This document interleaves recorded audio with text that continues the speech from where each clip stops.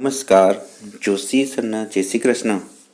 આજે આપણે B Ed semester 2 અંતર્ગત CC3 જેના એકમ 1 કેળવણી અને કેળવણીકારો, સ્ત્રી શિક્ષણનું મહત્વ, ત્યાં તમામ એકમના જે IMP પ્રશ્ન કહી શકાય કે આ એકમની બહાર આપ જે પ્રશ્નો લખેલા છે જેની ક્રેડિટ આપવી પડે વસોયા આરતીબેન કે જે રાજકોટથી બિલોંગ કરે છે, જેને સરસ મજાનું સોલ્યુશન સાથે કેવા પ્રશ્નો અગાઉના વર્ષમાં પૂછાયેલા છે, કેવા પ્રશ્ન પૂછાઈ શકે છે 2 માર્ક્સના, 3 અને 4 માર્ક્સના સંદર્ભમાં, તો સંપૂર્ણ સોલ્યુશન મોસ્ટ IMP પ્રશ્ન કહી શકાય જે તમામ સૌરાષ્ટ્ર યુનિવર્સિટીમાં બીએડ કરે છે તેના માટે CC3 એકમ 1ના તમામ IMP પ્રશ્નો જોઈ લઈએ. એકમ 1માં આમના બારે એક પણ પ્રશ્ન ચાહી શકે તેવી સંભાવના નથી, માટે મોસ્ટ IMP વિડીયો છે. તો એકમનું નામ છે જેમાં 5 માર્કના સંદર્ભમાં, એટલે કે હવે તમારે 3 અને 4 માર્ક્સના સંદર્ભમાં પ્રશ્ન પૂછાઈ શકે તેવા. તો કેળવણી અને કેળવણીકારોના સંદર્ભમાં તો યાદ રાખજો, કેળવણી અને કેળવણીકારોના સંદર્ભમાં જે કાંઈ મોસ્ટ IMP પ્રશ્ન છે તેનું તમામ સોલ્યુશન સાથે અને સરસ મજાનું પ્રેઝન્ટેશન કેમ કરવાનું, કેમ પ્રશ્ન લખવાનો, કઈ બાબતની ધ્યાન રાખવાનું, તે તમામ બાબતની આપણે ચર્ચા કરવાના છીએ. તો વિડીયોમાં છેલ્લે સુધી જોડાયેલા રહેજો. એકમ 1 કેળવણી અને કેળવણીકારો, જે આ 3 કે 4 માર્ક્સમાં પૂછાઈ શકે તેવા પ્રશ્ન છે, અને વિડીયોના અંતે આપણે 2 માર્કના ક્વેશ્ચન કેવા પૂછાઈ શકે તેની પણ ચર્ચા કરીશું. જોકે 3 અને 4 માર્કના ક્વેશ્ચન છે એમાં જ 2 માર્ક્સના ક્વેશ્ચન આવી જશે, જે અગાઉ 5 માર્ક્સના અને 3 માર્ક્સના પ્રશ્ન પૂછાતા. તે તમામ કયા વર્ષમાં કેટલી વાર પૂછાયેલો પ્રશ્ન છે તે તમામ બાબતો સાથે સરસ મજાનું આરતીબેને સોલ્યુશન મૂકેલું છે. તો ઝડપથી વધુ સમય ન લેતા શરૂ કરીએ આપણા એકમ 1 CC3ના અગાઉના વર્ષમાં પૂછાયેલા પ્રશ્નનું સોલ્યુશન. ડૉક્ટર રાધાકૃષ્ણનની દ્રષ્ટિએ શિક્ષકની ભૂમિકા સ્પષ્ટ કરો. 2016માં પૂછાયેલો છે, અથવા એવું પણ પૂછાય કે ડૉક્ટર રાધાકૃષ્ણનના વિચાર અનુસાર શિક્ષકના લક્ષણો સ્પષ્ટ કરો. તો જ્યારે પ્રશ્ન પૂછાય ત્યારે મોટા પ્રશ્નમાં, એટલે કે 4 માર્ક્સના ક્વેશ્ચનમાં પ્રસ્તાવના અને ઉપસહાર અચૂક આવવો જોઈએ. જ્યારે તમને 3 માર્ક્સના કે 2 માર્ક્સના ક્વેશ્ચનમાં ન લખો તો ચાલે. આ દરેક પ્રશ્નમાં હું કહીશ નહીં, પણ અત્યારે શરૂઆત છે એટલે થોડી હિન્ટ આપી દઉં. ડૉક્ટર રાધાકૃષ્ણનનો જન્મ 5 સપ્ટેમ્બરના રોજ ઉજવવામાં આવે છે. ઈસવીસન 1946થી સમગ્ર ભારત વર્ષમાં આ દિવસ શિક્ષક દિન તરીકે ઉજવવામાં આવે છે, જેનો આપણને ખ્યાલ છે. તે તમામ બાબતો તમે પ્રસ્તાવનામાં લખી શકો છો. આ તમે મૌલિક પણ લખી શકો છો. ઈસવીસન 1946થી સમગ્ર ભારત વર્ષમાં આ દિવસ શિક્ષક દિન તરીકે ઉજવવામાં આવે છે, અને ડૉક્ટર રાધાકૃષ્ણનની દ્રષ્ટિએ શિક્ષકની ભૂમિકા કે લક્ષણો આ પ્રશ્નમાં, જે પ્રસ્તુત પ્રશ્નમાં નીચે જોવા મળશે. તો આમ કરીને કોઈ પણ કેળવણીકાર પૂછાય ત્યારે આટલી પ્રસ્તાવના થોડી ઘણી એના લગતી બાબતો રજૂ કરી અને પછી આપણે આગળ વધવાનું. જે મુદ્દો પૂછાયેલો હોય તેને ખાસ હાઇલાઇટ કરવાનો, કાળી પેનનો ઉપયોગ કરવાનો, અંડરલાઇન કરવાની, આ બધી બાબતોનું ખાસ ધ્યાન રાખવાનું. હવે ડૉક્ટર રાધાકૃષ્ણનની દ્રષ્ટિએ શિક્ષકની ભૂમિકા, તો ડૉક્ટર રાધાકૃષ્ણન પોતે એક આદર્શ શિક્ષક હતા. તેના વિચાર મુજબ શિક્ષકમાં જરૂરી લક્ષણો નીચે મુજબ છે. શિક્ષક અનુકરણીય હોવો જોઈએ. તેના આચાર અને વિચારમાં એક્ય હોવું જોઈએ. જ્યારે મુદ્દાઓ લખો ત્યારે ખાસ કરીને હેતુ હોય, લક્ષણો હોય કે આવા મુદ્દા હોય, ત્યારે તમને ફાયદો એ થશે, તમારું પેપર પ્રેઝન્ટેશનમાં ઉપર અને નીચે, મુદ્દાની નીચે અને ઉપર જે તમે જોઈ શકો છો એ રીતે લીટી પણ મૂકી શકશો, અને પ્રેઝન્ટેશન તમારું ખૂબ સરસ લાગશે. તે દરેક પ્રશ્નમાં ચર્ચા નહીં કરીએ, પણ અત્યારે શરૂઆત છે તો વાત કરી લઈએ. બીજી બાબત છે સાદું જીવન અને ઉચ્ચ વિચાર. એ શિક્ષકનો આદર્શ હોવો જોઈએ રાધાકૃષ્ણનના મતે. શિક્ષકમાં સહાનુભૂતિ, સાહસ અને નિર્ભયતા જેવા ગુણો હોવા જોઈએ, તથા શિક્ષક પોતે વિદ્યાર્થીમાં આ ગુણોનું સિંચન કરતો હોવો જોઈએ. તે વિદ્યાર્થીનો મિત્ર અને માર્ગદર્શક બની રહેવો જોઈએ. શિક્ષકના વ્યક્તિત્વના સ્પર્શથી વિદ્યાર્થીના જીવનમાં પરિવર્તન આવે છે. તેથી તેનું વ્યક્તિત્વ આકર્ષક, પ્રભાવશાળી અને અનુકરણીય હોવું જોઈએ. તે પક્ષપાત કે પૂર્વગ્રહ કે અંધ માન્યતાઓ કે અંધશ્રદ્ધામાં મુક્ત હોવો જોઈએ, તેમાં માનનાર ન હોવો જોઈએ. શિક્ષક પોતે કાર્ય પ્રત્યે શ્રદ્ધા ધરાવનાર અને પોતાના વ્યવસાયના ગૌરવ સાથે વફાદાર હોવો જોઈએ. તે પ્રગતિશીલ દ્રષ્ટિવાળો, વૈજ્ઞાનિક અને તર્કનિષ્ઠ માનસ ધરાવતો અને ભવિષ્યલક્ષી આયોજનવાળો હોવો જોઈએ. જેમાં કહી શકાય તો આવી જે અમુક બાબતોની વ્યાખ્યાઓ આવતી હોય, એને આપેલા સૂત્રો હોય તે પણ તમે હાઇલાઇટ કરી શકો છો કે અતીતને અજવાળે જેની આંખમાં આવતીકાલ ઉગે છે તે સાચો શિક્ષક છે. તો આ રીતે રાધાકૃષ્ણએ શિક્ષકની વિશિષ્ટતા એ છે કે રાષ્ટ્રના નિર્માણ માટે તે ચાવીરૂપ વ્યક્તિ છે, કારણ કે રાષ્ટ્રની ઉત્તમ નાગરિકતા અને વધતી જતી વહીવટી જવાબદારીઓ ઉપાડી શકે તેવી નવી પેઢી તૈયાર કરવાનો બધો આધાર શિક્ષક પર છે.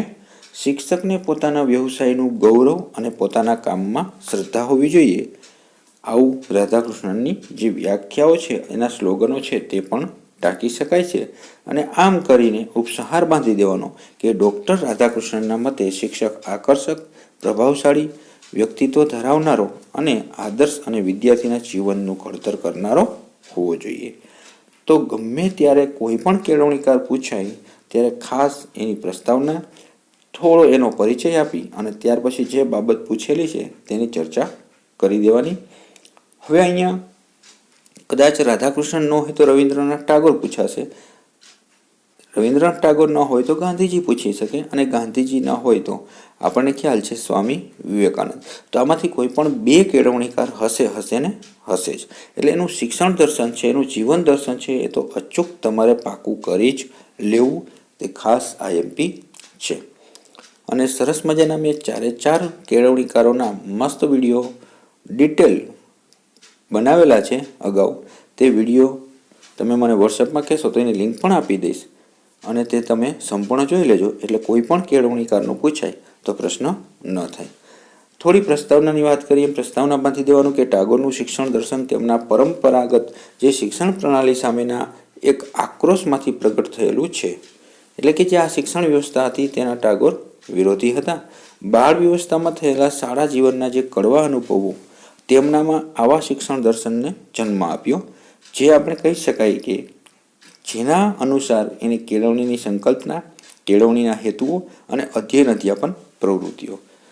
તો તેઓ માનતા કે માત્ર માહિતી નહીં, અસ્તિત્વ સાથે જીવનની સંવાદિતા અને લયબદ્ધતા હોવી જોઈએ. આવું રવિન્દ્રનાથ ટાગોરના મત અનુસાર.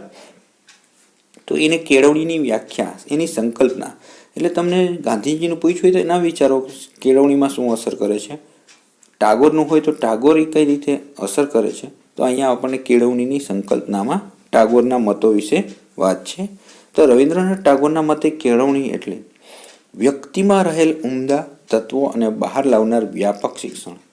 તમે આ જોઈ શકો છો, જે લખેલું છે આરતીબેને એ રીતે તમે મુદ્દાઓને ખાસ પેપરમાં, પ્રેઝન્ટેશનમાં ખાસ આ રીતે જ લખજો, ખૂબ જ ફાયદો થશે. જીવન ઉપયોગી, જીવંત અને જીવનલક્ષી શિક્ષણ. સત્યની સનાતન ખોજ, અભિવ્યક્તિ અને સ્વીકૃતિ સાથેનું શિક્ષણ. આમ વ્યક્તિને અંદર અને બહારથી સંપૂર્ણ બનાવનાર શિક્ષણ એટલે કેળવણી. તો તમારે જ્યારે પણ કોઈ પણ કેળવણીકારની સંકલ્પના, કેળવણી વિશેની પૂછાય તો તમારે એની વ્યાખ્યા યાદ કરી લેવાની ખાસ. અને એની વ્યાખ્યા યાદ કરશો એટલે એના આધારે 3-4 એના જે વાક્યો હોય બંધ બેસતા એ લખી સમજૂતી આપી અને કેળવણીની સંકલ્પના સમજાવી શકો છો. હવે કેળવણીના હેતુઓની વાત કરીએ. તો રવિન્દ્રનાથ ટાગોર જન્મજાત કેળવણીકાર હતા. તેમણે કેટલાક પ્રયોગો કરીને કેળવણીના હેતુઓ આપ્યા છે, જેમાં શારીરિક વિકાસ, માનસિક કે બૌદ્ધિક વિકાસ, નૈતિક અને આધ્યાત્મિક વિકાસ, પૂર્ણતા માટેની કેળવણીનો સુસંવાદી વિકાસ, આંતરરાષ્ટ્રીય સમજનો વિકાસ. તો આ રીતે જે હેતુઓ છે તે તમે કદાચ આને 5 છે તો સ્ટાર સ્વરૂપે છે તમે લખી શકો છો, દોરી શકો છો અને હાઇલાઇટ કરી શકો છો કોઈ અન્ય આકૃતિ દ્વારા પણ. તો જેનાથી ફાયદો શું થશે, તમારા પેજ પણ ભરાશે, એટલે કે ક્વોલિટી અને ક્વોન્ટિટી જળવાયેલી રહેશે. તો શારીરિક વિકાસમાં બાલ્યાવસ્થામાં શારીરિક વિકાસ થવો ખૂબ જરૂરી છે. શારીરિક વિકાસની ઉપેક્ષા કરી બૌદ્ધિક શિક્ષણ આપી શકાય નહીં. માનસિક કે બૌદ્ધિક વિકાસની વાત કરીએ તો બાળકમાં સ્વતંત્ર વિચાર શક્તિ અને કલ્પના શક્તિનો વિકાસ થવો જોઈએ. માત્ર સ્મરણ શક્તિ પર ભાર ન મૂકવો. નૈતિક અને આધ્યાત્મિક વિકાસ. નૈતિક અને આધ્યાત્મિક વિકાસની વાત કરીએ તો નૈતિક ગુણધર્મોનો વિકાસ કરનારું શિક્ષણ વ્યક્તિ અને રાષ્ટ્રને શ્રેષ્ઠ સ્થિતિએ પહોંચાડે છે. આધ્યાત્મિકતાનો વિકાસ આંતરિક શાંતિ અને સમૃદ્ધિ પ્રાપ્ત કરાવે છે. ત્યારબાદ પૂર્ણતા માટેની કેળવણીનો સુસંવાદી વિકાસ. તો માણસને અપૂર્ણતામાંથી પૂર્ણતા તરફ લઈ જાય તે રીતે સંપૂર્ણ વ્યક્તિત્વનો વિકાસ તેવી કેળવણી જરૂરી છે. આંતરરાષ્ટ્રીય સમજનો વિકાસ. તો આંતરરાષ્ટ્રીય વિશ્વ બંધુત્વની ભાવનાનો વિકાસ થાય તેવા સહકારની ભાવના વિકસે તેવી કેળવણી હોવી જોઈએ. આમ ઉપરોક્ત જે હેતુઓના સંદર્ભમાં વાત કરી તે તમામ 5 હેતુઓ તમે દર્શાવી અને લખી શકો છો કે આ રીતે જે 5 હેતુઓ છે એ રવિન્દ્રનાથ ટાગોરના અનુસાર જે હેતુઓ રહેલા છે એમ કરીને તમે થોડી જે એની પૂર્વ ભૂમિકા બાંધી હોય એ રીતે થોડો ઉપસાર પણ બાંધી શકો જો માત્ર 3 માર્કમાં પૂછાય ત્યારે. હવે એમના મતે અધ્યયન અધ્યાપન પ્રવૃત્તિઓ.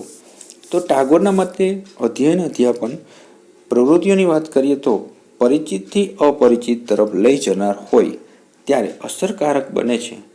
તો આમ તેઓને સૂચવેલ શિક્ષણ પદ્ધતિ જોઈએ તો પ્રવૃત્તિ દ્વારા શિક્ષણ, ક્રિયા દ્વારા શિક્ષણ, અવલોકન દ્વારા શિક્ષણ, પ્રશ્નોત્તરી અને ચર્ચા પદ્ધતિ. તો પ્રવૃત્તિ દ્વારા શિક્ષણની વાત કરીએ તો નાટ્ય, સંગીત, ચિત્રકલા વગેરે જેવી પ્રવૃત્તિ દ્વારા શિક્ષણ. ક્રિયા દ્વારા શિક્ષણ કરીએ તો બાળકો જે ક્રિયા કરે તેના દ્વારા જે શીખે છે આ પદ્ધતિ દ્વારા બાળકોની સર્જનાત્મકતા વિકસે છે. અવલોકન દ્વારા શિક્ષણ. તો વ્યક્તિની આસપાસ બનનાર ઘટનામાં અવલોકન કરવાથી સાચું અને યથાર્થ જ્ઞાન મળે છે. આ માટે પ્રવાસ, પર્યટન, ભ્રમણ જેવી પ્રવૃત્તિઓનું આયોજન કરવું જોઈએ. પ્રશ્નોત્તરી અને ચર્ચા પદ્ધતિ. તો વ્યક્તિના પ્રત્યક્ષ અનુભવના આધારે પ્રશ્નોત્તરી અને ચર્ચા પદ્ધતિ દ્વારા શિક્ષણ વ્યક્તિની અંદરની જે સ્થિતિને વ્યક્ત થવાની તક આપે છે. આમ ઉપસાર અચૂક બાંધવાનો જ્યારે નિબંધલક્ષી પ્રશ્ન હોય ત્યારે કે આમ રવિન્દ્રનાથ ટાગોરના શિક્ષણ દર્શન દ્વારા કેળવણી વ્યક્તિને વિકાસ તરફ લઈ જતી હોય છે. તો ઘણા પૂછતા હોય પ્રસ્તાવના ઉપસાર કેવી રીતે લખવા. તો તમે જે પ્રશ્ન બનાવેલો હોય, જે પૂછાયેલો હોય એની જ 2 લીટી લઈને તમે પ્રસ્તાવના અને ઉપસાર બનાવી શકો છો. અને એટલી તો મૌલિક શક્તિ આપણામાં હોવી જોઈએ. બીએડની કક્ષાએ આપણે છીએ એટલા માટે. હવે મોસ્ટ આઈએમપી વાત કરીએ તો સ્ત્રી કેળવણીને વ્યાપક બનાવવાના સંદર્ભમાં સરકારની યોજનાઓની માહિતી અચૂક 3 કે 4 માર્કમાં અથવા નિબંધલક્ષી કે લઘુ પ્રશ્નમાં અચૂક હશે ને હશે જ. તમે જોઈ શકો છો 2017માં પૂછાયેલો, 19માં પૂછાયેલો, 22માં પૂછાયેલો અને હવે 23માં પણ આવી શકે છે અને 24-25માં પણ હજુ પૂછાશે. તો સ્ત્રી કેળવણીનું મહત્વ અને વ્યાપક બનાવવામાં શું શું કરી શકાય આ રીતે પણ પ્રશ્ન પૂછે તો પણ આ જ લખવાનું. તો પ્રસ્તાવનાની વાત કરીએ તો કે ભારતીય સમાજના વિકાસને અવરોધતી વિવિધ સમસ્યાઓ પૈકી એક સમસ્યા સ્ત્રી શિક્ષણને લગતી છે. કેન્દ્ર સરકાર અને રાજ્ય સરકારે સ્ત્રી શિક્ષણને વ્યાપક બનાવવા માટે વિવિધ પ્રયાસો હાથ ધર્યા છે. જેમાં આપણે વાત કરીએ તો એના મહત્વનું કે 3 માર્કમાં પણ આ પૂછી શકાય એમ છે કે સ્ત્રી કેળવણીનું મહત્વ આપો. અને આપણે મોટા પ્રશ્નમાં પૂછાય ત્યારે પણ થોડું મહત્વ લખી અને પછી એની યોજનાઓ લખી દેવાની. તો સમાજ જીવનનું સાચું ઘડતર કરવામાં જો પુરુષો જેટલો જ ફાળો છે તો ગણવામાં આવે તો સ્ત્રીઓનો પણ રહેલો છે. આથી શિક્ષિત સ્ત્રી સુસભ્ય અને સંસ્કારી સમાજ નિર્માણ કરી શકે છે. તે માટે સ્ત્રી કેળવણી અગત્યની છે. એક સ્ત્રી શિક્ષિત હશે તો એક ઘર શિક્ષિત બનશે, એક ઘર શિક્ષિત હશે તો એક સમાજ, અને એક સમાજ શિક્ષિત હશે તો એક રાષ્ટ્ર શિક્ષિત બનશે. આવો જ્યારે પણ સ્લોગન હોય તો આ જે રીતે આરતીબેને લખેલું છે એ રીતે તમે હાઇલાઇટ કરી શકો છો અને એ પ્રેઝન્ટેશન તમારા માર્ક કવર કરવામાં ખૂબ ફાયદો અપાવશે. તો બાળકોમાં પ્રેમ, ક્ષમતા, વીરતા, ધીરતા, ત્યાગ, કર્તવ્ય પાલન વગેરે ઉમદા ગુણોનું ઘડતર કરવું એ જરૂરી છે. અને આ બધા ગુણો છે સ્ત્રીઓમાં સહજ હોય છે. બાળકના ઘડતર દ્વારા સમાજ અને રાષ્ટ્રના ઘડતરનો વિચાર કરીએ તો સ્ત્રી કેળવણી જે આપણે કહી શકાય તો એ મહત્વની રહેલી છે. લોકશાહી સમાજમાં સમાન તકના સંદર્ભે સ્ત્રી શિક્ષિત હોય તે ખૂબ જ મહત્વનું છે. આમ સ્ત્રી શિક્ષણના જે વાત કરીએ તો સમાજને એક પ્રગતિના પંથે લઈ જવા માટે ખૂબ જ આવશ્યક છે, જે પુરુષની સાથે ખંભો મિલાવી અને હવે કામ કરવા માટે જે સુદૃઢ બને તો એના માટે એક સ્ત્રી કેળવણી છે ખૂબ જ આવશ્યક છે. આમ કરીને તમે એની જે મહત્વતા, વિશેષતા, અગત્યતા તમે દર્શાવી શકો છો. હવે વ્યાપક બનાવવાના સંદર્ભમાં સરકારી યોજનાઓ તો ઘણી બધી યોજનાઓ છે.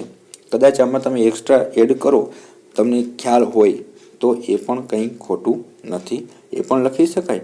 તો અહીંયા જોઈ લઈએ: શાળા પ્રવેશ ઉત્સવ, કન્યા કેળવણી રથયાત્રા, વિદ્યાલક્ષ્મી બોન્ડ યોજના, મંગલમ કન્યા યોજના, સરસ્વતી સાધના કલ્યાણ યોજના, મહિલા વૈજ્ઞાનિકો માટે કિરણ યોજના, national scheme of incentive girls for secondary education.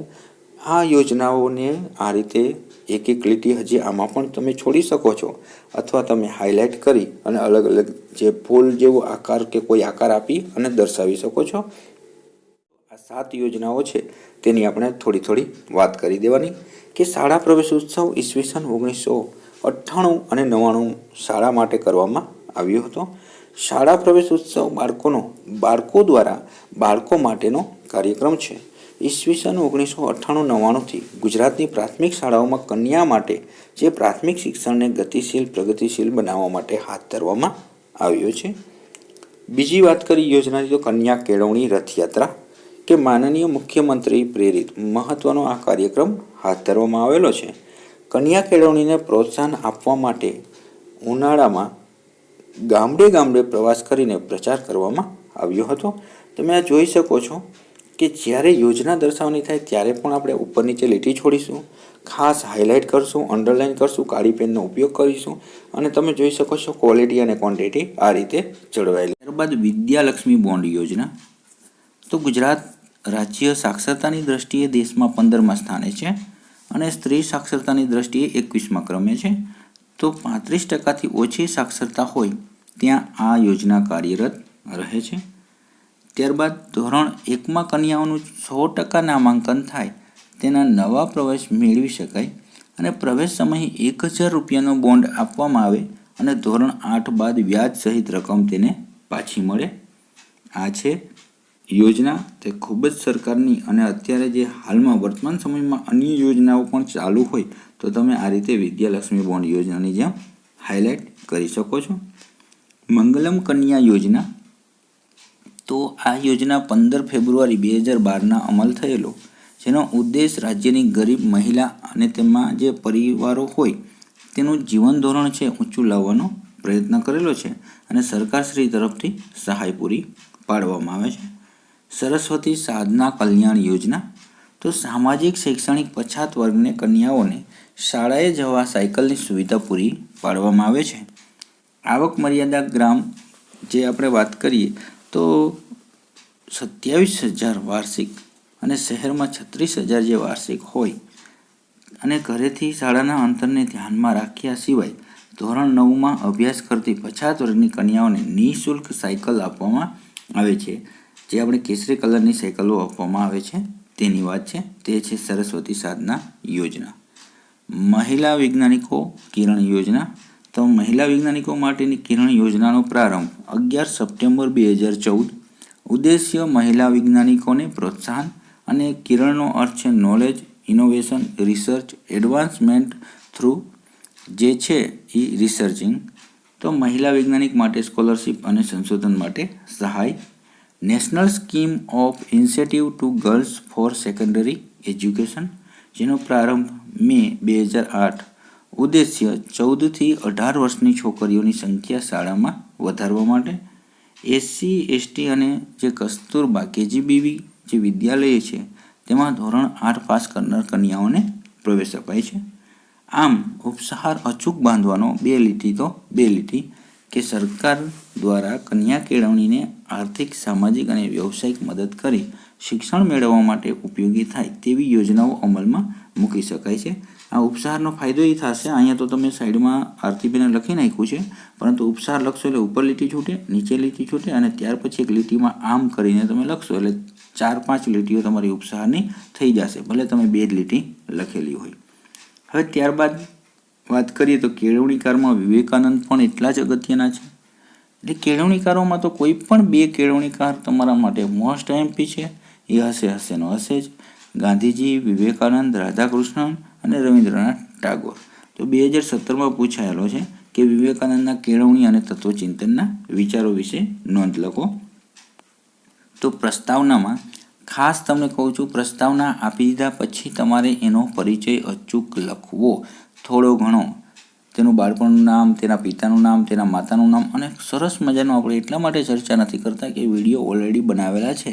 એક કેળવણીકાર ઉપર એક વિડીયો છે, બરાબર છે, મારી જ ચેનલમાં તમને જોવા મળશે. તો નરેન્દ્રમાંથી વિવેકાનંદ બનેલા સ્વામી વિવેકાનંદના કેળવણી અને તત્વચિંતનના વિચારો વિશે આ પ્રશ્નમાં આપણે ચર્ચા કરીએ છીએ. આમ કરીને તમે પ્રસ્તાવના બાંધી શકો છો. કેળવણીના સંદર્ભમાં વાત કરીએ તો વિવેકાનંદે બુદ્ધિ અને મગજ શક્તિના વિકાસ સાથે ચારિત્ર્ય ઘડનાર દ્વારા મનુષ્ય આત્મનિર્ભર બને અને અન્યને ઉપયોગી બને તેવી કેળવણીની સંકલ્પના તેઓએ રજૂ કરી છે, જેની વ્યાખ્યા મેં તમને ખાસ કીધું કેળવણીના સંદર્ભમાં તેની વ્યાખ્યાઓ ખાસ તમારે લખવી પડે. તો જન્મથી જ મનુષ્યની અંદર પૂર્ણતા હોય છે. મનુષ્યમાં પડેલી આ જન્મજાત પૂર્ણતાને તેઓએ શિક્ષણ અથવા કેળવણી કહી છે. તો વિવેકાનંદના મતે વિશ્વવિદ્યાલયોની ઉપાધિઓ ધારણ કરવામાં આવે છતાં પોતાની આત્મનિર્ભરતાનો અભાવ, જીવનનો અભાવ તેમજ ગરીબો, કંગાલો કે પરાધીનોનું કલ્યાણ ન કરી શકાય એ કેળવણી કે શિક્ષણ નથી. સૈદ્ધાંતિક શિક્ષણ કરતાં વ્યવહારુ શિક્ષણ એ ખૂબ જ મહત્વનું છે. જીવનના તમામ ક્ષેત્રોમાં સારી રીતે વ્યવહારુ બનવાની ક્ષમતા પ્રદાન કરનાર શિક્ષણ એ સાચી કેળવણી છે. માત્ર જીવન નિર્વાહના ઉપયોગ માટે મેળવેલ શિક્ષણ એ સુખદ નથી. બુદ્ધિ ક્ષમતા સાથે ભાવનાત્મક ક્ષમતાનો વિકાસ દ્વારા દુર્બળતા દૂર કરી સામર્થ્યપૂર્ણ કે યોજસ્વી વ્યક્તિત્વ પ્રાપ્ત કરી શકાય છે. આમ સ્વામી વિવેકાનંદની શિક્ષણ કેળવણી અંગેની સંકલ્પનામાં વાત કરીએ તો આધ્યાત્મિકતાના આધાર પર માનવ ધર્મ સાથે પૂર્ણ મનુષ્યત્વ પ્રાપ્ત કરેલ તેમ ગણી શકાય. તેમના તત્વચિંતનના જે વિચારોની વાત કરીએ તો સ્વામી વિવેકાનંદજીની માન્યતા અનુસાર કોઈને કોઈ શીખવતું નથી, દરેક સ્વયં શિક્ષણ મેળવવું પડે છે. બાહ્ય શિક્ષણ આપણી અંદરના શિક્ષકને વિવિધ બાબતો સમજવા પ્રેરે છે. સ્વામીજીના મત અનુસાર શિક્ષક એક મિત્ર, પરામર્શક અને પથદર્શક રહેલો છે. તેથી શિક્ષકમાં આપણે નીચેના ગુણો હોવા જોઈએ. તો સ્વામી વિવેકાનંદના મતે શિક્ષકમાં કેવા ગુણો હોવા જોઈએ, આવો પ્રશ્ન તમને 2 માર્કમાં પૂછે તો પણ તમે લખી શકો છો કે શિક્ષક શાસ્ત્રોના કર્મનો જાણકાર અને શાસ્ત્રોનો મર્મજ્ઞ હોવો જોઈએ. શિક્ષક મન, હૃદય અને બુદ્ધિથી પવિત્ર હોવો જોઈએ. વિદ્યાર્થીઓના વય, બૌદ્ધિક સ્તર, રુચિભેદ, વલણ વગેરે બાબતોમાં જે તફાવતોને સમજી શકનાર હોવો જોઈએ. તો બાળકો પ્રત્યે સહાનુભૂતિ સાથે વર્તન કરવું જોઈએ. તો શિક્ષકના કાર્ય અને વર્તનના સંદર્ભમાં પણ સ્વામીજીએ વિચારો સ્પષ્ટ કર્યા છે, જેમાં બાળકો પ્રત્યેનો પ્રેમ, તેના પ્રત્યેની સહાનુભૂતિ, બાળકોની જ્ઞાન પ્રાપ્તિ પ્રયત્નોમાં આવતા અવરોધો દૂર કરવા એ માટે શિક્ષક સતત પ્રયત્નશીલ હોવો જોઈએ અને પોતે જ બાળકોને શિક્ષણ આપી રહ્યો છે તેવા ભ્રમથી મુક્ત થઈ બાળક વિવિધ જ્ઞાનેન્દ્રિયો દ્વારા જ્ઞાન પ્રાપ્ત કરી રહ્યો છે તેમ સમજવું જોઈએ. આમ વેદાંતના વિચાર અનુસાર શિક્ષકે બાળકને એક દૂષિત કે શક્તિહીન વગેરે છતિયુક્ત ન સમજવું. વિદ્યાર્થીના વ્યવહાર કે ભણતરમાંથી થતી ભૂલોનો આધાર લઈને ઠપકો આપવાના બદલે તેને આંતરિક શક્તિથી પરિચિત કરાવવો જોઈએ. આમ વેદાંતના વિચારો અનુસાર બાળકમાં મૂળભૂત રીતે પડેલ જે બહાર લાવવાનું કાર્ય છે તે શિક્ષકનું રહેલું છે. ઉપસંહાર તો આમ પ્રસ્તુત પ્રશ્નમાં સ્વામી વિવેકાનંદજીએ ચારિત્રવાન, ધૈર્યવાન અને ગુરુ સમાન શિક્ષકની વાત સ્પષ્ટ કરેલી છે. હવે કેળવણી પર અસર કરતા પરિબળો મોસ્ટ એમપી 99.99% પ્રશ્ન હશે ને હશે. તમે જોઈ શકો છો. એટલો આધાર પણ હું તમને કહી દઉં, સાબિતી પણ તમે જોઈ શકો છો. 2018, 2020, 2017, 2022 તો ક્યાંક 3 માર્ક, ક્યાંક 5 માર્ક, પણ અત્યારે તમને 3 માર્ક 4 માર્કમાં હજુ પૂછાઈ શકે છે કે કેળવણી પર અસર કરતા જે પરિબળો છે તેની ચર્ચા કરો. આવો નિબંધલક્ષીમાં પૂછાય. અને લઘુ પ્રશ્ન બનાવવો હોય તો એમ પૂછી શકે કે કેળવણી પર અસર કરતા કોઈ પણ 2 પરિબળોના નામ આપી દે, જેમ કે સામાજિક અને તાત્વિક પરિબળોની ચર્ચા કરો. બરાબર છે. તો આ રીતે પ્રશ્ન તમને કોઈ પણ રીતે પૂછી શકાય છે. તો પ્રસ્તાવના અચૂક નિબંધલક્ષી હોય તો લખવાની કે સામાન્ય રીતે કેળવણી એટલે શાળા કોલેજોમાં અપાતું શિક્ષણ. શાબ્દિક અર્થમાં કેળવણી એટલે તાલીમ, કેળવવું, વ્યવસ્થિત ઉછેર. વિશાળ અર્થમાં જોતા કેળવણી એ જન્મથી મૃત્યુ સુધી વ્યક્તિનો સર્વાંગી વિકાસ સાધતી સતત ચાલતી પ્રક્રિયા છે. તો થોડીક વ્યાખ્યા પણ કેળવણીની તમને આ યાદ રાખી લેજો. ગોખવી હોય તો ગોખી લેજો, પાકી કરી લેજો, કારણ કે ખૂબ અચૂક છે. તમારે 2 માર્કમાં પણ આ પૂછાઈ શકે છે કે કેળવણીની વ્યાખ્યા આપો. આપણે છેલ્લે ચર્ચા કરીશું. 2 માર્કમાં આઈએમપી પ્રશ્નની પણ વાત કરવાના છીએ, એટલે જોડાયેલા રહેજો, ખૂબ કામ લાગશે. તો વ્યાખ્યા કેળવણી એટલે માનવ અને સમાજનું નિર્માણ, અને હંમેશા વ્યાખ્યા ઇન્વર્ટેડ કોમામાં હોય, શબ્દશઃ હોય. આપણે કંઈ પણ બદલી શકતા નથી, કારણ કે ઇન્વર્ટેડ કોમા એટલા માટે જ છે કે એ રાધાકૃષ્ણએ આપેલી જ વ્યાખ્યા છે, એને આપણે બદલી શકાય નહીં. કેળવણી એટલે બાળક અને પુરુષના શરીર, મન અને આત્માના ઉત્તમ અંશોનું આવિષ્કીકરણ. ગાંધીજી. તો તમને એક વ્યાખ્યા તમે જોશો ને તરત યાદ જ આવી જવી જોઈએ કે હું કદી શીખવતો નથી, હું એવા સંજોગો પેદા કરું છું કે જેમાં વિદ્યાર્થીઓ શીખતા થાય અથવા શીખે. આઇન્સ્ટાઈન. તો આ બધી કેળવણીની વ્યાખ્યા છે.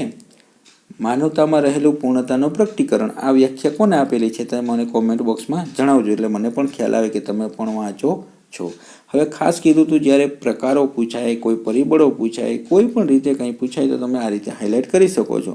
અને આરતીબેને સરસ મજાનું અહીંયા હાઇલાઇટ કરીને બતાવ્યું છે કે કેળવણી પર અસર કરતા પરિબળો, જેમાં તાત્વિક છે, સામાજિક છે, આર્થિક છે, સાંસ્કૃતિક છે અને રાજકીય છે. તો આ રીતે હાઇલાઇટ કરજો, ડ્રોઈંગ કરજો, એટલે કે ઝડપથી સ્ટાર બનાવજો, ફૂલ બનાવજો. આ રીતે કોઈ છે પેન્સિલનો ઉપયોગ કરીને તમે અલગ અલગ લખશો તો એનો ફાયદો શું છે તમને સીધો જ ફાયદો બતાવું. તમે જુઓ કેટલી લીટી રોકાઈ ગઈ, 1 2 3 4 5 6 7 8 9 10, 10થી 12 લીટી રોકાઈ ગઈ છે. આમાં હજી તમે 12ની 15 લીટી પણ રોકી શકો છો. પણ ટૂંકમાં જેટલું તમે વિવેક બુદ્ધિનો ઉપયોગ કરી અને બહુ મોટું પણ નહીં બનાવવાનું, બહુ નાનું પણ નહીં બનાવવાનું, અને એ રીતે તમે અલગ અલગ દર્શાવી શકો છો. અને બીજી 5 લીટી પણ આનાથી રોકાય. કઈ રીતે? તો કે આપણે ક્રમમાં પણ પછી લખી શકીએ, તાત્વિક, આર્થિક, સામાજિક, સાંસ્કૃતિક અને રાજકીય. તો આપણું અડધું પેજ તો છે આ રીતે જ ભરાઈ જાય પ્રસ્તાવનામાં અને પ્રકાર દર્શાવવામાં. હવે પછી સમજૂતીની વાત કરીએ તો તાત્વિક પરિબળ શું છે? તો કે પ્રત્યેક માણસને પોતાની આગવી ફિલસૂફી હોય જ છે. જેમાં વ્યક્તિ સફળ થાય તો અન્ય પણ તેને અનુસરવા પ્રેરે છે. તેના અનુસરણને ધ્યાનમાં લઈ જીવનમાં ફેરફાર લાવવાની પ્રક્રિયા સર્જાય છે, અને સફળ વિચારધારા મુજબ શિક્ષણનું સ્વરૂપ નક્કી થાય છે. કહી શકાય કે તત્વજ્ઞાની કેળવણીને ક્રિયાત્મક માર્ગ તરફ વાળે છે. ટૂંકમાં તત્વજ્ઞાન જે આપણે તાત્વિક પરિબળ છે એ કેળવણીની એક સિક્કાની 2 બાજુ સમાન રહેલી છે. જેમાં ગાંધીજી, મહર્ષિ અરવિંદ, ટાગોર એ જે છે, અને બુદ્ધ કે અન્ય વિવેકાનંદજી કે વગેરે જે તત્વચિંતકો છે તે પોતાના સફળ વિચારો રજૂ કર્યા છે. તો આમ જે તાત્વિક પરિબળ કેળવણીના સ્વરૂપ પર સીધી અસર કરે છે કે આપણે ગાંધીજીને ભણીએ છીએ શું કામ, સ્વામી વિવેકાનંદને અભ્યાસક્રમમાં શું કામ મૂક્યા, સચિન તેંડુલકરનો પાઠ છે 10મા ધોરણમાં શા માટે આવ્યો છે, એ ફેલ છે છતાં કારણ કે જીવનમાં સફળ છે અને એના વિચારો છે ક્યાંક કેળવણીમાં આપણે લઈ અને આપણે પણ સફળ બની શકીએ. તો આ રીતે પહેલું પરિબળ તાત્વિક. બીજું આર્થિક લઈએ. તમે કોઈ પણ આમાં ક્રમમાં કાંઈ જરૂરી નથી, કોઈ સોપાનો છે નહીં કે તમે સામાજિક લો પછી આર્થિક લો. કોઈ પણ રીતે તમને આ પરિબળો ખાસ યાદ આવી જવા જોઈએ. 5 અર્થતંત્ર એ દેશની પ્રગતિ માટે અસર કરનારું અત્યંત પ્રભાવિક પરિબળ છે. જેમાં આપણે આર્થિક પરિબળની વાત કરીએ તો સમાજમાં આર્થિક રીતે મુખ્ય 3 વર્ગો છે. આપણને ખ્યાલ છે શ્રીમંત, મધ્યમ અને ગરીબ વર્ગ. તો આ રીતે વર્ગના પરિવારના બાળકોને પણ તેમના વર્ગ પ્રમાણે ઉચ્ચ અભ્યાસની સવલતો મળી રહે છે. જેમ કે ધનિક હોય એના બાળકને ભારે ફીવાળી શાળામાં દાખલ થઈ શકે છે અને ખાનગી ટ્યુશન પણ દાખવી શકે છે. એટલે કઈ રીતે કેળવણીને અસર કરે તો આપણને ખબર છે કે ધનિક બાળક હોય એ મોટા ભાગે સફળ શિક્ષણ કે કેળવણી મેળવી શકે, કારણ કે એની પાસે પૈસા છે અને આપણે કીધું એમ એને સવલતો પણ વધુ મળી શકે. જ્યારે મધ્યમ અને ગરીબ વર્ગમાં શું થાય તો કે બાળકોને શિક્ષણનો પૂરો લાભ મળી શકતો નથી, એને વાતાવરણ પણ મળતું નથી. તો આ રીતે પણ અસર કરે છે આર્થિક દ્રષ્ટિએ. જેમાં દેશના અર્થતંત્રની વાત કરીએ તો એ પણ અસર કરે, જેમ કે વિકસિત હોય, વિકાસશીલ હોય અને અલ્પ વિકસિત હોય. જેમ કે આપણે વિદેશમાં જઈએ છીએ અત્યારે, શા માટે તો કે એ વિકસિત દેશો છે અમેરિકાની બધા, અને આપણે હજી વિકાસશીલ છે, તો ક્યાંક આપણે શિક્ષણની સવલતો બહુ આપણે ક્યાંક ઘટી રહે એવું બને, તો આ પણ એક કેળવણી પર અસર કરનાર પરિબળ છે અને એ પ્રભાવક પરિબળ છે. તો આ રીતે રહેલી જે વાત છે તો એમાં શ્રીમંત, મધ્યમ અને ગરીબ વર્ગની વાત રહેલી છે, અને જે આપણે અત્યારે ઉપરોક્ત બાબતો જોઈ તે જ બાબત રહેલી છે. હવે આપણે વાત કરીએ તો સામાજિક પરિબળની, કે સમાજની અંદર આપણને ખબર છે કે શિક્ષણ એ વ્યક્તિના વર્તનમાં પરિવર્તન લાવી સામાજિક અનુકૂલન સાધી શકે તે માટેની પ્રક્રિયા છે. અને સમાજ એ જે જાતિઓ છે અથવા જે આપણો સમૂહ છે એનો એક ભાગ, એટલે કે મનુષ્ય કોઈ પણ શિક્ષણ કેળવણી લઈ અને એ સમાજમાં જેને જીવન જીવવાનું હોય છે, જેમાં મનુષ્ય સામાજિક એક પ્રાણી કહી શકાય, અને આપણે સમાજની ઔપચારિક અને અનૌપચારિક સંસ્થાના સભ્ય જ છીએ. અને સમાજ જે ઈચ્છે છે તે પ્રકારનું શિક્ષણ એ કેળવણીનું હાર્દ છે. જેમ કે ભારત છે તો અહીંયા ધર્મ, ભાષા, રીત રિવાજો, અનેકતામાં એકતા, તો આ બધી બાબતો છે એ અભ્યાસક્રમમાં પ્રતિબિંબિત થાય છે. ટૂંકમાં કહી શકાય કે સામાજિક પરિબળો કેળવણી ઉપર સીધી અસર કરે છે. તો આપણે જોઈ શકીએ છીએ કઈ રીતે અસર કરે છે, તો કે જેવો દેશ એવો વેશ. બરાબર, આપણને ખ્યાલ છે કે જૈસા દેશ વૈસા વેશ. તો ધર્મ, ભાષા, રીત રિવાજ, જેમ કે ભારત છે તો લોકશાહી છે, તો એમાં લોકશાહીના પાઠો આવે, પણ અમેરિકા કે કોઈ અન્ય જે રાષ્ટ્રપતિ શાસન લાગુ પડેલું છે તો ત્યાં લોકશાહીની વાતો આવતી નથી કેળવણી ઉપર. આમ ટૂંકમાં સમગ્ર સામાજિક પરિબળ સીધી અસર કરે છે. જેમ કે આપણે વાત કરીએ તો જેવો સમાજ હોય, જેમ કે જેની સંસ્કૃતિ હોય એ અભ્યાસક્રમ એમાં મૂકવામાં આવે છે અને એ સીધો જ કેળવણી ઉપર અસર કરે છે. હવે સાંસ્કૃતિક પરિબળ, તો આપણા પૂર્વજો પાસેથી આપણને મળેલો ભવ્ય વારસો એટલે સંસ્કૃતિ. તો આ ભવ્ય વારસાને અખૂટ ભંડાર સમાન ગણી શકાય છે. તેને ભૂતકાળનો ભવ્ય ખજાનો પણ કહી શકાય છે. આ ભવ્ય સાંસ્કૃતિક વારસાનું સંરક્ષણ, સંવર્ધન અને જતન કરવાનું કાર્ય શિક્ષણ દ્વારા થયેલું છે. રામાયણ, મહાભારત, ગીતા જેવા મહાકાવ્યોમાંથી જીવન જીવવાનું શીખવીએ છીએ. જ્યારે રામ, સીતા, કૃષ્ણ, યુધિષ્ઠિર કે કર્ણના આદર્શો આજે પણ કેળવણીમાં ક્યાંક ભણવામાં આવે છે અને આપણે ભણીએ જ છીએ. આ ઉપરાંત સત્ય, અહિંસા, કરુણા, દયા, પ્રેમ, દાનના જે મૂલ્યો છે એ પણ આપણને શિક્ષણ દ્વારા જ મળે છે. આમ સાંસ્કૃતિક પરિબળ પણ વ્યક્તિમાં પરિવર્તન લાવવામાં પ્રત્યક્ષ કે પરોક્ષ સહાયક બને છે અને એ પણ કેળવણીને અસર કરનારું પરિબળ છે. હવે રાજકીય, તો સત્તા એ જે તે દેશનું મહત્વનું ચાલક બળ છે. જેમ કે સરમુખતારશાહી હોય, સામ્યવાદી હોય, તો આવા દેશોમાં જે વ્યક્તિનું સ્વાતંત્ર્ય ન રહેતા તે ગુણ બની જાય છે. જ્યારે આપણા ભારત જેવા લોકશાહી રાષ્ટ્રોમાં વ્યક્તિના સર્વાંગીણ વિકાસના મુદ્દે કેળવણી પર ભાર મૂકવામાં આવે છે. કેળવણીની ગુણવત્તા સુધારવા આપણા દેશમાં અમલી જે SSA, RMSA મફત અને ફરજિયાત શિક્ષણ યોજના અંતર્ગત જે થતું કાર્ય છે એ વ્યવસ્થાને આધીન રહેલું છે. ટૂંકમાં કહી શકાય કે રાજકીય પરિબળમાં ભ્રષ્ટાચાર જેવા દૂષણોની ખરાબ અસર છે એ થોડા અંશે છે એ આ કેળવણીમાં પડે જ છે. તો દેશના સંદર્ભમાં પણ આપણે જેવું લોકશાહી તંત્ર આપણું છે, તો આપણી જે શિક્ષણ વ્યવસ્થા છે ક્યાંક લોકશાહી છે, લોકો વડે, લોકો થકી, લોકો દ્વારા ચાલતું શાસન, આપણે આવી વ્યાખ્યાઓ છે ભણીએ છીએ અને આપણને એ સમજમાં પણ આવે છે. તો આ રીતે જે ટૂંકમાં રાજકીય અસર પણ ક્યાંક પરિબળ કેળવણીને કરે છે. અને આમ ઉપરોક્ત દરેક બાબતોની ચર્ચા પરથી કહી શકાય કે કેળવણીને વિવિધ પરિબળો ઉપરોક્ત જે રહેલા છે એ અસર કરે છે. ત્યારબાદ ડૉક્ટર રાધાકૃષ્ણના મતે કેળવણીની સંકલ્પના, એના અભ્યાસક્રમ, એના ધ્યેયો અને એની પદ્ધતિઓ સમજાવો.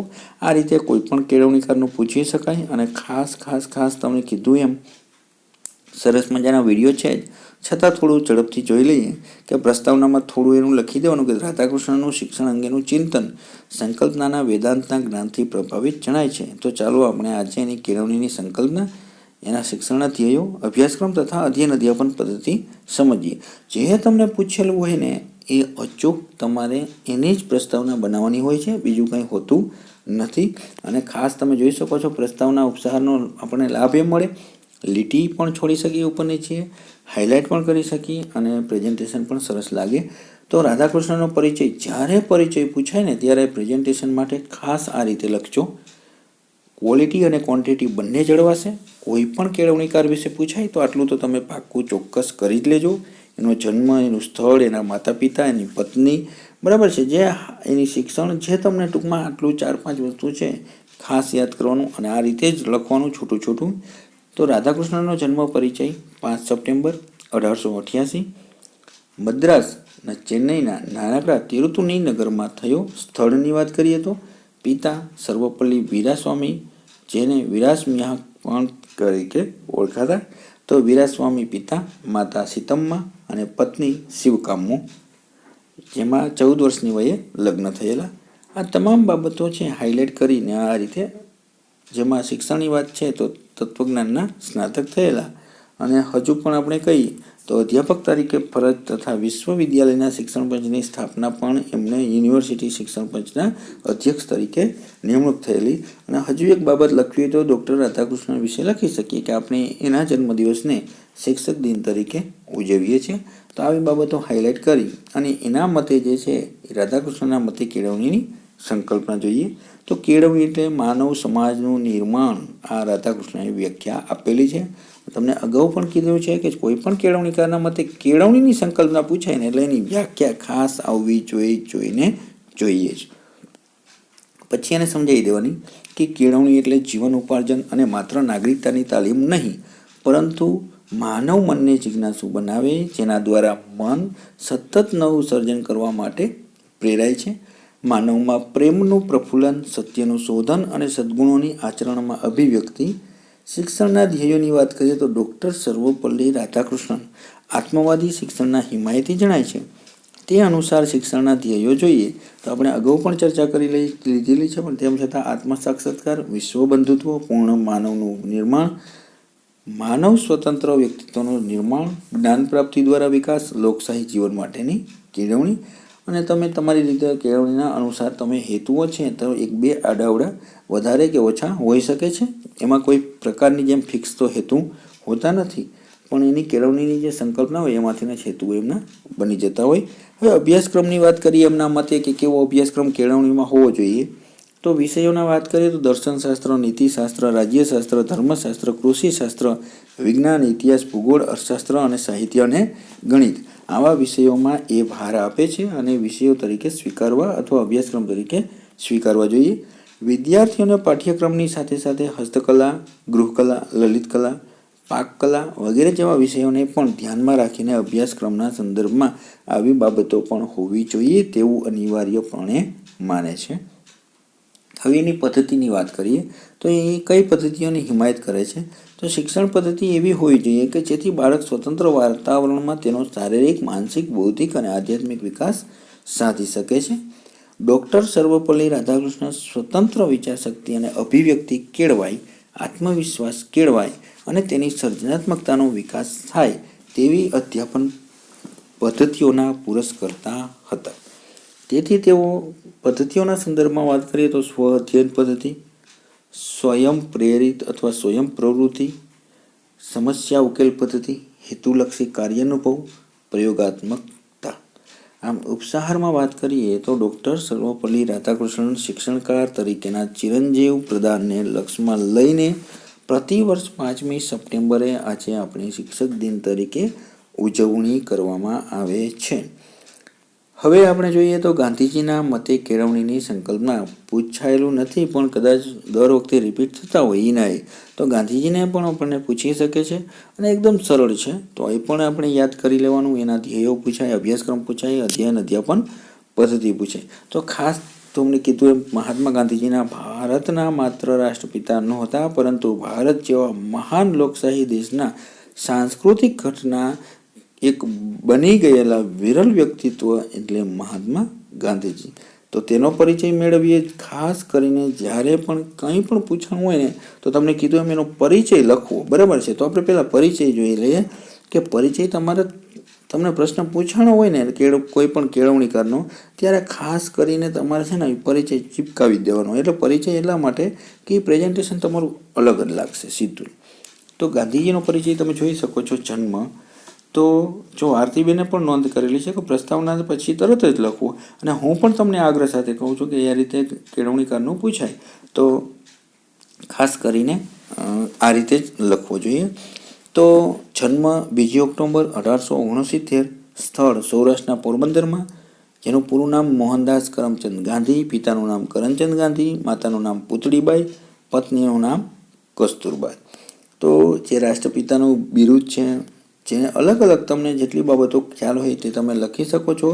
તો જેમાં એનું શિક્ષણની વાત કરીએ તો ઇંગ્લેન્ડની બેરિસ્ટરનો અભ્યાસ કરી બેરિસ્ટરની પદવી પ્રાપ્ત કરી હતી. રાજકોટમાં આપણને ખબર છે હાઈસ્કૂલનું શિક્ષણ લીધું હતું, પ્રાથમિક પોરબંદરમાં લીધું હતું. એ પણ તમને જે રીતે પરિચય પૂછાણો હોય તો એ રીતે થોડુંક વધારે હાઇલાઇટ કરી દેવાનું. અને આત્મકથા, સત્યના પ્રયોગો, કાર્ય, સમાજ, રાજકારણ, સાહિત્ય અને શિક્ષણ ક્ષેત્રે મહત્વનું પ્રદાન છે. તો આ રીતે તમે થોડો એનો પરિચય કોઈ પણ કેળવણીકારનો, એવું નહીં ગાંધીજીનો, કોઈ પણ કેળવણીકારનો પૂછાય ત્યારે ખાસ તમારે થોડો એનો પરિચય લખવો અને અચૂક લખવો, ત્યારબાદ જ શરૂઆત કરવી. તો ગાંધીજીને યાદ કરી અને થોડી એની પ્રસ્તાવના અને એનો પરિચય બાંધી અને પછી કેળવણીની સંકલ્પના છે એને સમજીએ. તો મેં તમને કીધું એમ કેળવણીની સંકલ્પના કોઈ પણ કેળવણી પૂછાય તો એના વ્યાખ્યા યાદ કરવાની. તો ગાંધીજીની વ્યાખ્યા કઈ છે કેળવણીની? કે બાળક અને માણસના શરીર, મન અને આત્માના જે કંઈ ઉત્તમ અંશો છે તે બહાર લાવવા, એટલે કે જે કંઈ શ્રેષ્ઠ છે એને બહાર લાવવું. હવે કેળવણી એટલે બાળકના જે કંઈ શરીર, મન અને આત્માના જે ઉત્તમ અંશો હોય તેના સર્વાંગી વિકાસ સાધીને તેને બહાર લાવવા. ગાંધીજીના મતે સાક્ષરતા એ શિક્ષણનો અંત કે પ્રારંભ બિંદુ નથી, એ માત્ર સાધન બિંદુ છે જેના દ્વારા પુરુષ અને સ્ત્રીને શિક્ષિત કરી શકાય છે. 3Hની કેળવણી, હેડ, હેન્ડ, હાર્ટ. તો આ ગાંધીજીએ આપેલું છે અને વિનોબાજીએ એક હેલ્થ છે એમાં ઉમેરેલું છે. સાક્ષરતા કે અક્ષર જ્ઞાન એ સ્વયં શિક્ષણ નથી. કેળવણી એટલે સમગ્ર માનવ ગુણનો વિકાસ કે જેના દ્વારા તે પૂર્ણ માનવ અને ઉપયોગી નાગરિક બને. ગાંધીજીના મતે શિક્ષણના કેળવણીના ધ્યેયોમાં સ્વાવલંબન માટે, અહીંયા આત્મનિર્ભરતા માટે કેળવણી, આર્થિક, સામાજિક અને માનસિક સ્વાવલંબન હોવું જોઈએ. આવા જે ઉદ્દેશોમાં પહેલો ઉદ્દેશ છે અથવા પહેલો હેતુ છે સ્વાવલંબન. બીજો સાંસ્કૃતિક વિકાસની કેળવણી. ત્રીજો ચારિત્ર્ય ઘડતરની કેળવણી.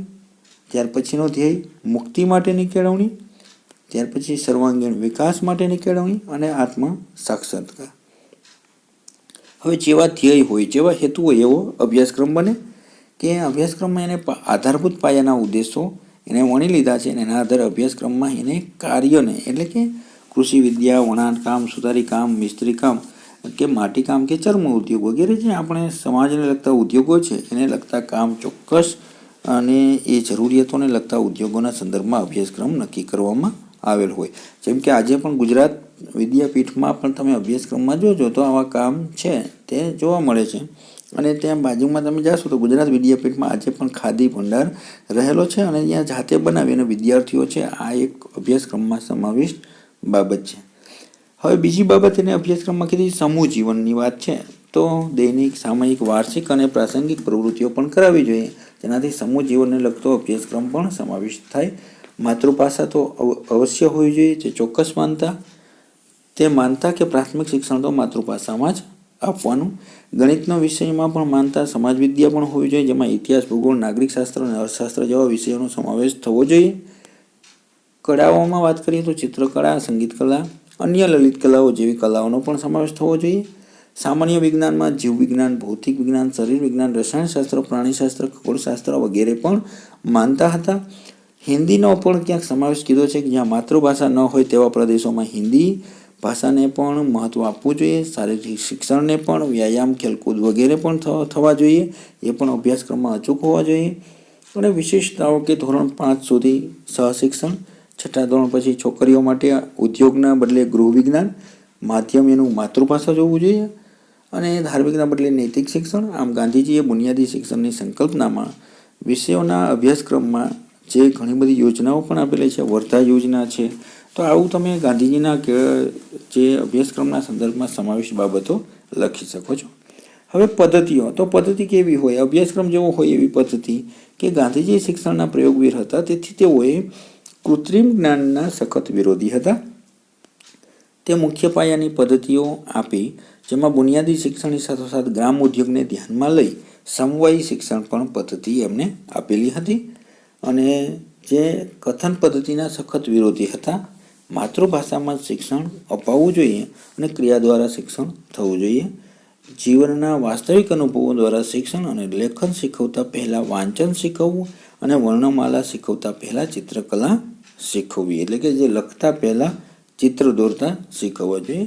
આવું ગાંધીજી ચોક્કસપણે માનતા. આ જે તમને બાબતો પૂછાયેલી હોય એ પછી લખી અને આપણે જે બાબત છે એ થોડીક હાઇલાઇટ આપણે કરી અને ઉપસાર બાંધી દેવાનો કે આમ ગાંધીજીનું જીવન એક ખુલ્લી કિતાબ જેવું હતું. તેમના જીવન દર્શનને ગાંધીવાદી જીવન દર્શન તરીકે ઓળખવામાં આવે છે.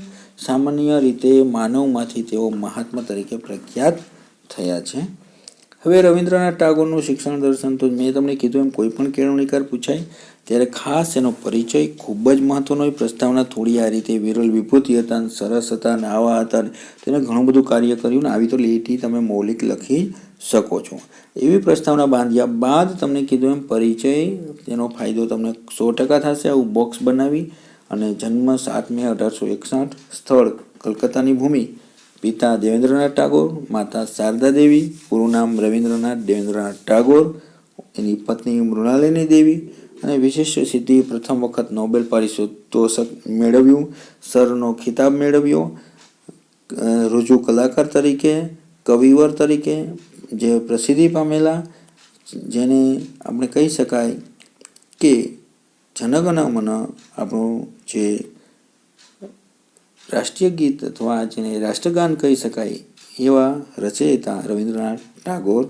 તેનો થોડો આ રીતે પરિચય આપી અને પછી કેળવણીની સંકલ્પના, શિક્ષણના ધ્યેયો, હેતુઓ, અધ્યયન અધ્યાપન પદ્ધતિ આપણે ચર્ચા કરી. એ રીતે તમે આમના જે વિચારો છે રવિન્દ્રનાથ ટાગોરના એ ઢાળી દેવાના.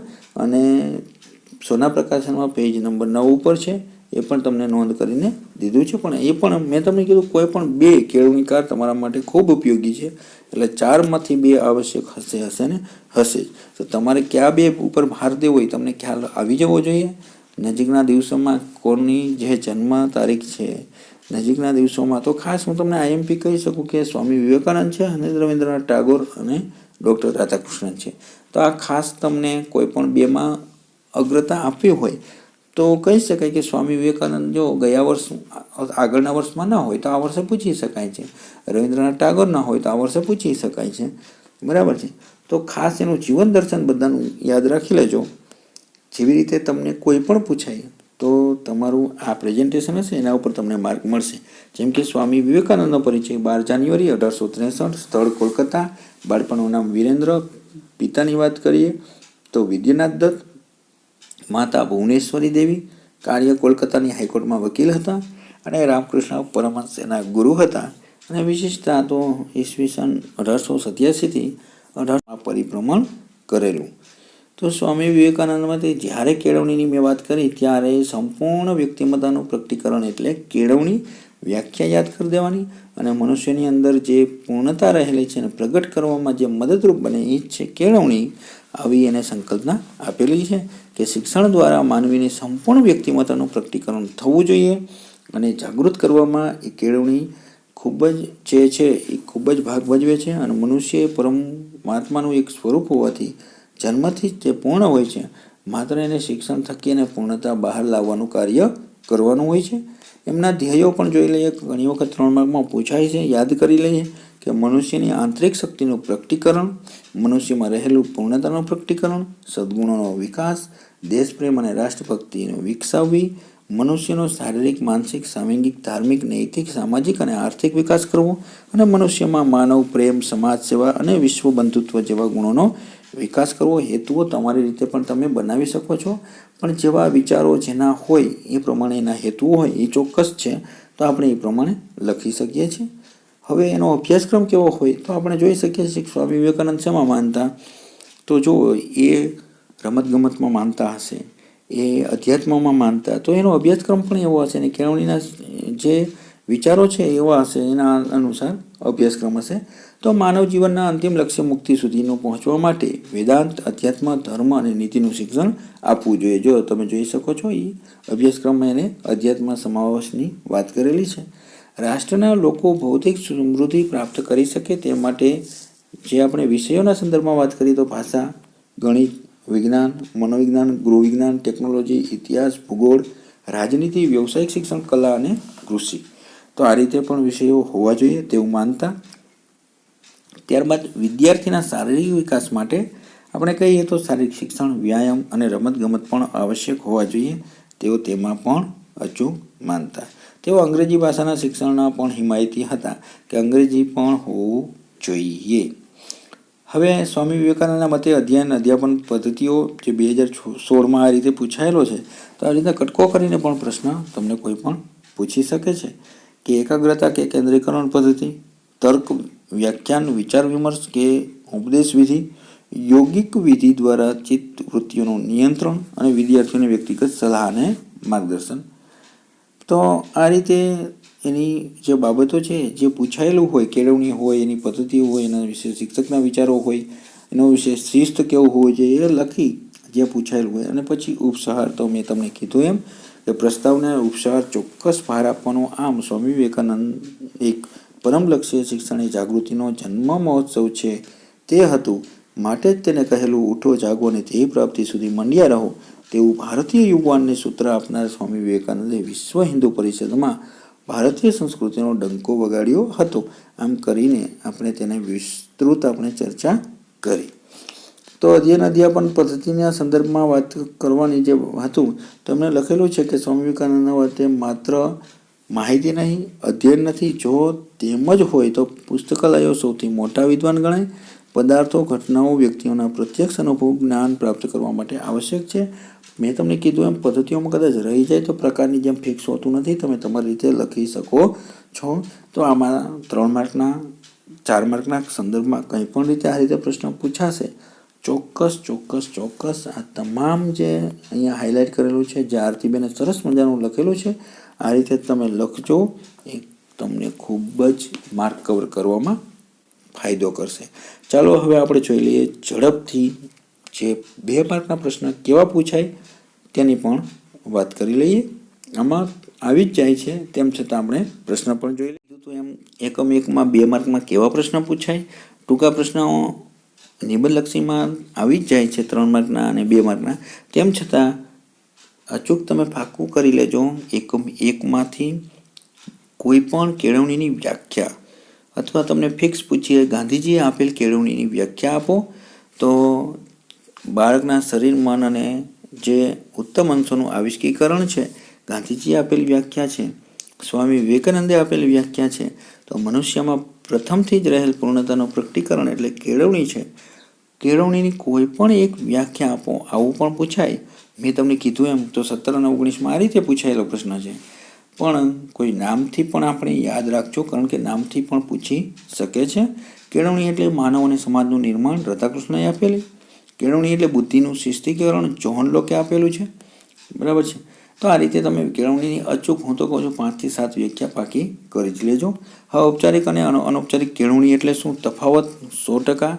તમને આ કદાચ 2 કે 3 કે 5 માર્કમાં પણ આવી શકે છે. ઔપચારિક એટલે કે પ્રત્યક્ષ અને અનૌપચારિક એટલે અપ્રત્યક્ષ, જેની આપણે ડીપમાં વાત કરીશું સમય મળે ત્યારે. ત્યારબાદ રાધાકૃષ્ણએ આપેલ કેળવણીની સંકલ્પના લખો, આપણે ચર્ચા થઈ ગઈ છે. તે તમને આ રીતે પણ પૂછાઈ શકે છે. 2 માર્કનો ક્વેશ્ચન ખાસ સોના પ્રકાશનમાંથી વાંચજો, જે ઘણા બધા આપેલા છે અને હોય તો એ પ્રમાણે સ્ત્રી કેળવણીને વ્યાપક બનાવવામાં 2018માં આપણે વાત થઈ ગઈ છે. કેળવણીનો સંકુચિત અર્થ જણાવો. તો કેળવણીનો સંકુચિત અર્થ એટલે જે મર્યાદામાં રહેલું છે. કેળવણી એટલે ભણતર, કેળવણી એટલે શીખવા માટેની એક તાલીમ, કેળવણી એટલે 4 દિવાલ વચ્ચેનું શિક્ષણ.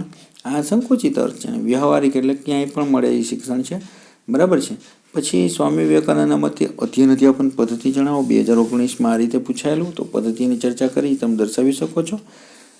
વિવેકાનંદે આપેલી કેળવણીની સંકલ્પના જણાવો. એ પણ આપણે ચર્ચા થઈ ગઈ છે અને વાત પણ કરી લીધી છે. તો આ રીતે પણ તમને અલગ પૂછી શકે. કેળવણીનો અર્થ આપો. બરાબર છે. તો આપણે લખી શકાય, કોઈ પણ 2 વ્યાખ્યાઓ છે લખી અને સમજૂતી સંકલ્પના સ્વરૂપે તમે આપી શકો છો. તો આ જે બાબતો છે એ 2 માર્કમાં ખાસ પ્રશ્ન છે, આ રીતે પણ પૂછાય છે. બરાબર છે. તમને 3 માર્કમાં પણ આમાંનામાં જ તમને જવાબ મળી ગયા હશે, પણ તેમ છતાં રાધાકૃષ્ણના મતે શિક્ષણની સંકલ્પના જણાવો. સોના પ્રકાશનમાં છે, 2016માં પૂછાયેલો પ્રશ્ન છે. તેની પણ આપણે વાત કરેલી છે કે જેમાં કેળવણી એટલે માનવને સમાજનું નિર્માણ, માનવના પ્રેમનું પ્રફુલ્લન, સત્યનું શોધન અને સદ્ગુણોની આચરણમાં અભિવ્યક્તિ, માત્ર બૌદ્ધિક તાલીમ નહીં પરંતુ હૃદય શક્તિ અને આત્મશક્તિનો વિકાસ, માનવમાં જે સારપનો વિકાસ, સદ્ગુણો અને દક્ષતાનો વિકાસ. કેળવણી એટલે માનવની પરિપક્વતા, સ્વાતંત્ર્યનો વિકાસ. કેળવણી એટલે જીવન ઉપાર્જન અને માત્ર નાગરિકતાની તાલીમ નહીં પરંતુ માનવ મનને જિજ્ઞાસુ બનાવે, જેના દ્વારા જે મન સતત નવું કરવાપી રહે છે. આ છે જે આપણે કહી શકાય કે ડૉક્ટર રાધાકૃષ્ણનના મતે શિક્ષણની સંકલ્પના. એટલે ખાસ એની વ્યાખ્યા હોય એને થોડીક વિસ્તૃત કરી દેવાની. સ્વામી વિવેકાનંદે જે અધ્યયન અધ્યાપન પદ્ધતિઓ છે એ આપેલી છે, એની ચર્ચા કરો. એ આપણે વાત કરી છે હમણાં જ, પણ તેમ છતાં તમારે જોવું હોય તો સોના પ્રકાશનની બુકમાં 23, 43 અને 44 પેજ ઉપર તમને મળી જશે. ગાંધીજીના મતે શિક્ષણની સંકલ્પના, ધ્યેયો અને અભ્યાસક્રમો જણાવો. આપણે ચર્ચા કરી.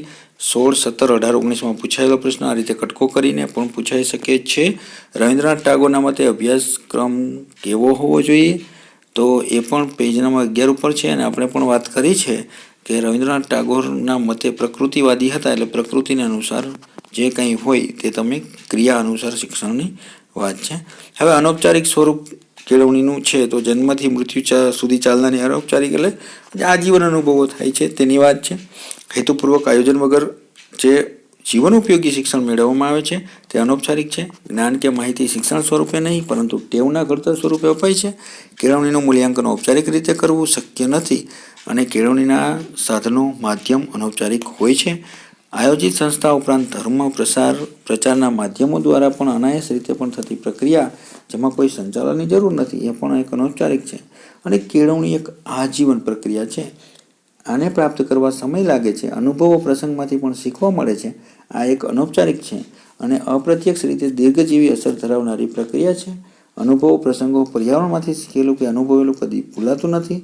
આમ પૂર્વ આયોજિત શિક્ષણ હોતું નથી.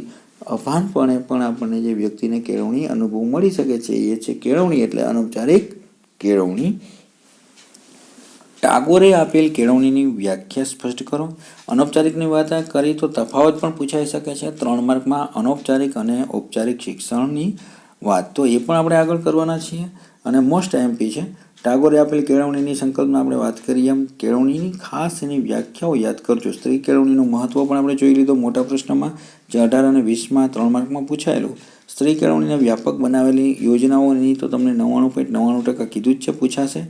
ઔપચારિક કેળવણી એટલે શું, અનૌપચારિક કેળવણી એટલે શું, આવું અલગ અલગ પણ પૂછી શકે છે અને બંને વચ્ચેનો તફાવત પણ તમે યાદ રાખશો એટલે એકદમ સરળ રીતે તમને યાદ રહી જશે કે ઔપચારિક કેળવણી એટલે ભણતર પણ કહી શકાય છે. તો વ્યાખ્યાના સંદર્ભમાં જઈએ તો શીખનાર વ્યક્તિ નિશ્ચિત સંસ્થામાં, નિશ્ચિત સમયમાં, નિશ્ચિત રૂપરેખા પ્રમાણે, નિશ્ચિત હેતુઓ માટે શીખવાનો કે તાલીમ મેળવવાનો પ્રયાસ કરે તેને ઔપચારિક શિક્ષણ મેળવ્યું કહેવાય. ટૂંકમાં પૂર્વ પ્રાથમિક, માધ્યમિક, ઉચ્ચતર માધ્યમિક, કોલેજ કે વિશ્વવિદ્યાલયમાં મેળવવામાં આવતું શિક્ષણ એ ઔપચારિક શિક્ષણ રહેલું છે.